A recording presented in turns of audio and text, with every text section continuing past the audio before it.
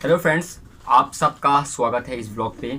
आज के व्लॉग में हम लोग बात करेंगे आईबी सिक्योरिटी असिस्टेंट का जो नया वैकेंसी निकला है। जो न्यू कैंडिडेट्स हैं उनके लिए बुक लिस्ट क्या होना चाहिए।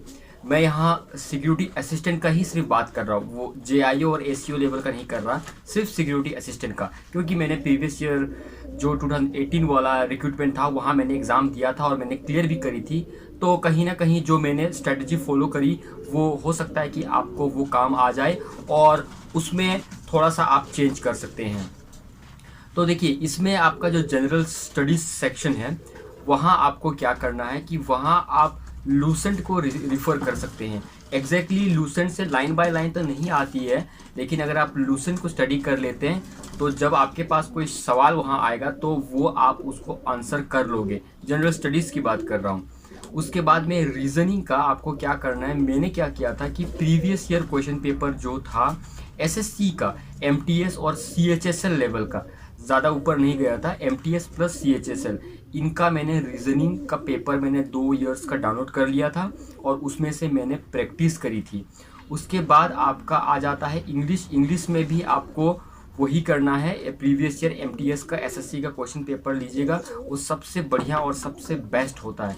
वो एकदम रियल लाइफ एग्जामिनेशन का आपको फील देंगे उन लोग। और मैथ्स में आप एसएससी का ही पेपर को इस्तेमाल कर सकते हैं, या तो अगर आप ऑलरेडी कोई एग्ज़ाम के लिए प्रिपेयर कर रहे हैं तो वही एग्ज़ाम का जो प्रिपरेशन आप कर रहे हैं वो सफिशिएंट है।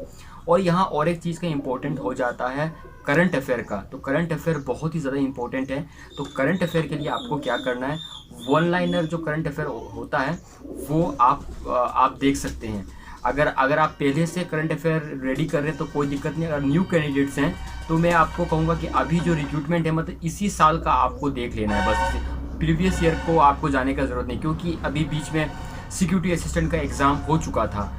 और आपको क्या करना है, प्रीवियस ईयर क्वेश्चन पेपर, जो अभी का क्वेश्चन पेपर जो अभी एग्ज़ाम हुआ सिक्योरिटी असिस्टेंट का, इसका क्वेश्चन पेपर कहीं से आप लोग डाउनलोड करें, ये आप लोग का हो जाएगा। उसके बाद में 2018 वाला जो एग्ज़ाम हुआ था सिक्योरिटी असिस्टेंट का, ये क्वेश्चन पेपर आप डाउनलोड कर लेना। और अगर आपको कहीं से जेआईओ का क्वेश्चन पेपर अगर मिल जाता है तो ये चीज़ आप डाउनलोड कर लेना। इससे क्या होगा कि आपको आइडिया हो जाएगा कि किस लेवल के उन लोग सवाल करते हैं। जेआईओ लेवल तक तो नहीं जाएंगे, लेकिन उससे एक आपको डोमेन मालूम चल जाएगा कि इस डोमेन से वो लोग क्वेश्चन करते हैं। फिर आपको क्या करना है, उसको रिवर्स इंजीनियरिंग करना है।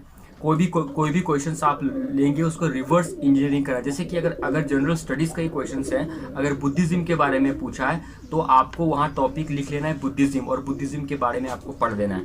उसी तरह से अगर हड़प्पा के बारे में पूछा है तो हड़प्पा के बारे में आपको पढ़ देना है। और प्लस ऐसे करके रिवर्स इंजीनियरिंग जब आप करेंगे तो क्या होगा कि आपको जब आप एग्ज़ाम जब जाके देंगे तब आपको क्या होगा कि आइडिया होगा। हो सकता है कि कोई सवाल आपको डायरेक्टली मालूम ना हो, लेकिन इनडायरेक्टली आपको पता चल जाएगा। और सबसे इम्पोर्टेंट बात मैं आपको अभी शेयर करूंगा कि ये जो एसए का पेपर जो 2 साल का था जो प्रीवियस ईयर, इसका जो आंसर जो दिया होगा, जो आपको आंसर जो मिलेंगे वहाँ, तो वो आंसर को भी एक बार सर्च कर लेना कि ये क्या है। मतलब ऑप्शन जो देते हैं आंसर में, उसमें से भी वो लोग सवाल उठा सकते हैं।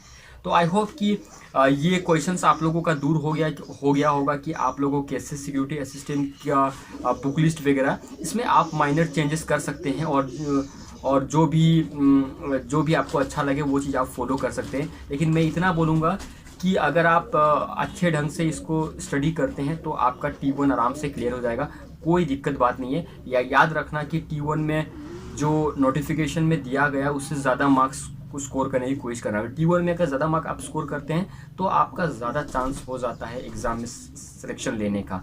तो ये चीज़ आप लोग अगर कर लोगे तो हो सकता है कि आपका इसमें सिलेक्शन हो जाए। आई होप ये इन्फॉर्मेशन अच्छा लगा होगा। मिलते हैं नेक्स्ट व्लॉग पे। जय हिंद, जय भारत।